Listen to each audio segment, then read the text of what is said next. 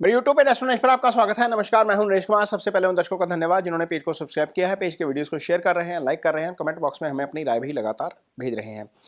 दोस्तों, आज के वीडियो में बात करेंगे सूर्यदेव की। सूर्यदेव उच्च के होने जा रहे हैं। सूर्य सबसे इंपॉर्टेंट ग्रह जो धरती से क्लियर नजर आते हैं, सबके ऊपर प्रभाव डालते हैं, चाहे वो एनवायरमेंट है, मीन्स आपका प्रकृति है, आप खुद हैं, तो सबके ऊपर प्रभाव पड़ता है। सूर्य हेल्थ के कारक हैं, सूर्य करियर के कारक हैं, सूर्य आपकी कुंडली में कोई भी लगन हो उसके कारक होते हैं। सूर्य अच्छा हो जाए तो आपको राइज मिलता है, करियर में राइज मिलता है। सूर्य खराब हो जाए तो करियर में थोड़ी सी आपको निराशा देखनी पड़ती है। स्वास्थ्य में जो है वो आपको इश्यूज आते हैं। तो सूर्य उच्च के हो जाएंगे। 14 अप्रैल को सूर्य उच्च के हो जाएंगे, 15 मई तक रहेंगे और मेष राशि में गोचर करेंगे। मेष राशि में सूर्य इस दौरान बहुत बली हो जाएंगे। जब बली हो जाएंगे तो 4 राशियां ऐसी हैं जिनके लिए सूर्य अच्छा फल करेंगे, क्योंकि शास्त्र के मुताबिक सूर्य का गोचर, चूंकि सूर्य पाप ग्रह कहे गए हैं, तो सूर्य का गोचर तीसरे भाव में, छठे भाव में, 10वें भाव में और 11वें भाव में अच्छा होता है। तो जब उच्च के हो जाएंगे तो कौन सी ऐसी राशियां हैं जिनके लिए सूर्य का फल जो है वो काफ़ी अच्छा हो जाएगा। तो सबसे पहली राशि तो आपके लिए आएगी जेमिनी, क्योंकि जेमिनी के लिए सूर्य का गोचर 11वें होगा। तो जेमिनी यानी कि मिथुन राशि, मिथुन राशि के लिए सूर्य तीसरे भाव के स्वामी बनते हैं, क्योंकि सिंह राशि तीसरे में आ जाएगी ना, तो पराक्रम में वृद्धि करेगा। यहाँ पर सूर्य पराक्रम में वृद्धि करेगा, क्योंकि तीसरे का स्वामी अपने भाव से 9 चला जाएगा। एक तो अच्छी स्थिति में आ जाएगा, दूसरा 11वां भाव तरक्की का भाव होता है, ग्रोथ का भाव होता है, आय का भाव होता है। आय में डेफिनेटली यहाँ पर वृद्धि करने का काम करेगा।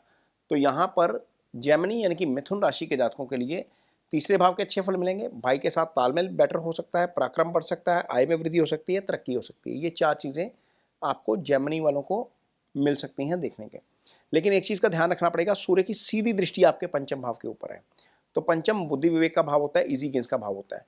कोई भी इंपॉर्टेंट डिसीजन लेने से पहले एक बार किसी ऐसे व्यक्ति की राय जरूर लीजिएगा जो आपका बहुत क्लोज है या जिसकी राय के ऊपर आपको भरोसा है, क्योंकि 5वें के ऊपर सूर्य की दृष्टि अच्छी नहीं है। गोचर अच्छा हो गया, तीसरे का अच्छा फल कर जाएगा, 11वें का अच्छा फल कर जाएगा, लेकिन दृष्टि से 5वें को पीड़ित करेगा। हालांकि कालपुरुष की पत्रिका में 5वां भाव सूर्य का ही भाव होता है, वो भी सूर्य का भाव होता है, लेकिन दृष्टि के संबंध में थोड़ा सा इस चीज़ का आपको जरूर ध्यान रखना चाहिए। अगली राशि जिसको इसका फायदा होगा वो है कर्क राशि। ये चंद्रमा की राशि है, सूर्य के मित्र की राशि है। यहाँ पर दशम में गोचर करेंगे। यहाँ पर आकर सूर्य दिग्बली हो जाते हैं। जब किसी का जन्म दोपहर का हो ना, 12 से लेकर 2 बजे का, तो उसका सूर्य 10वें भाव में आ जाता है। तो यहाँ पर 12 से 2 सूर्य कहाँ होता है? टॉप में, पीक पे होता है। तो यहाँ पर सूर्य आपको करियर में बहुत अच्छा जो है वो फायदा देंगे, क्योंकि दशम भाव आपके कारोबार का भाव है। कारोबार के भाव में उच्च के सूर्य का आ जाना कर्मस्थल पर आपके प्रभाव को बढ़ाएगा। आप जॉब करते हैं, कारोबार करते हैं, कोई मैटर नहीं करता, आपका डोमिनेंस क्लियर नजर आएगा। इस 1 महीने के दौरान आपको डेफिनेटली इसमें काफ़ी फायदा होगा। अब कर्क राशि के लिए सूर्य धन भाव के भी स्वामी हैं, तो धन में वृद्धि होगी। अल्टीमेटली धन भाव का स्वामी केंद्र में बैठ गया, उच्च का हो गया, कर्म स्थान में बैठ गया, यानी कि कारोबार से आपको धन की वृद्धि करवा देगा। डेफिनेटली यहाँ पर आपको उस चीज़ का बहुत फायदा मिल सकता है। लेकिन सूर्य चूंकि यहाँ पर 4th हाउस को देखेंगे, तो मदर की हेल्थ का थोड़ा सा ध्यान रखिएगा, यहाँ पर थोड़ी सी दिक्कत हो सकती है।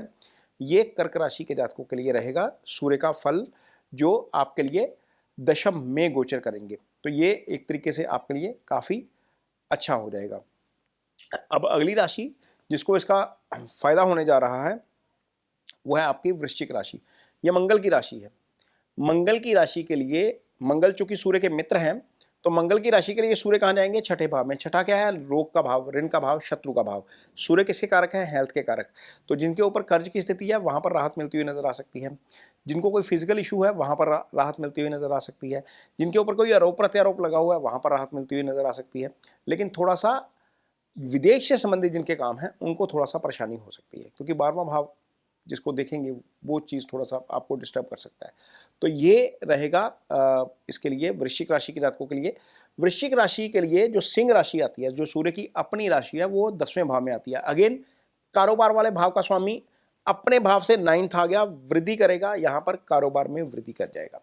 आपकी जॉब में आपका डोमिनेंस बढ़ा जाएगा, प्रभाव बढ़ा जाएगा। तो छठा लगन का छठा होता है, लेकिन दशम का 9th होता है वो। तो ये आपके लिए अच्छा है। वृश्चिक राशि के जातकों के लिए काफ़ी अच्छा हो जाएगा। यहाँ पर सूर्य का गोचर आपको अच्छे फल करेगा। अगली राशि जिसको इसका फायदा होगा डेफिनेटली वो है कुंभ राशि। कुंभ राशि के जातकों के लिए सूर्य तीसरे भाव में आएगा। तीसरे भाव में पराक्रम में वृद्धि करेंगे सूर्य। कुंभ राशि के जातकों के लिए सूर्य केंद्र के स्वामी हो जाते हैं, यानी कि सप्तम भाव के स्वामी हो जाते हैं। पार्टनर का भाव होता है, ये लाइफ पार्टनर और बिजनेस पार्टनर दोनों ही इसी भाव से देखे जाते हैं।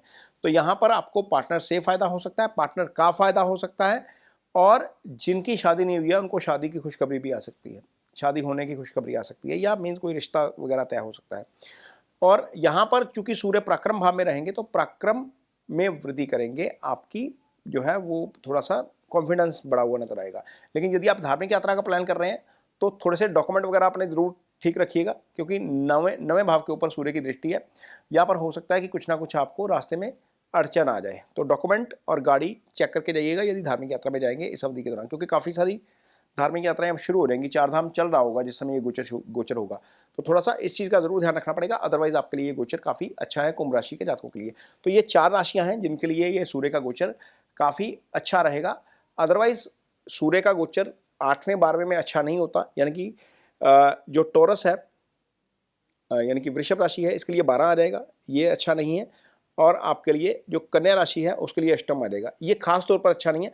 अदरवाइज बाकी राशियों के लिए भी बहुत ज़्यादा शास्त्र में मेंशन नहीं किया गया कि खराब है, लेकिन इन 2 भावों को तो खास तौर पर गोचर में जो है वो देखा जाता है कि 8वें 12वें तो नहीं आ रहा। तो यदि 8वें 12वें आ रहा है यानी कि टॉरस और कन्या के लिए, तो वो ये जो 2 राशियाँ हैं थोड़ा सा अपना ज़रूर ध्यान रखें।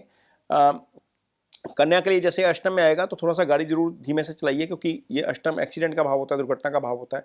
इसके लिए 12वें आएगा यानी कि टॉरस यानी कि वृषभ राशि के लिए, तो 12वां भाव खर्चे का भाव होता है, थोड़े से खर्चे बढ़ा सकता है। अदरवाइज आपके लिए 4 राशियों के लिए ये गोचर अच्छा है। जिनका सूर्य वीक है, कुंडली में कमजोर है, यानी कि राहु के तो एक्सिस में है, शनि के प्रभाव में है, तो वो थोड़ा सा सूर्य को जल देना शुरू करें। सुबह उठकर सूर्य को जल दीजिए। घर में पिता सूर्य के कारक होते हैं, पिता की सेवा करिए। ये 2 रेमेडीज आपके लिए काफ़ी काम आएंगी। वीडियो आपको कैसा लगा इस पर कमेंट बॉक्स में अपनी राय जरूर दीजिए।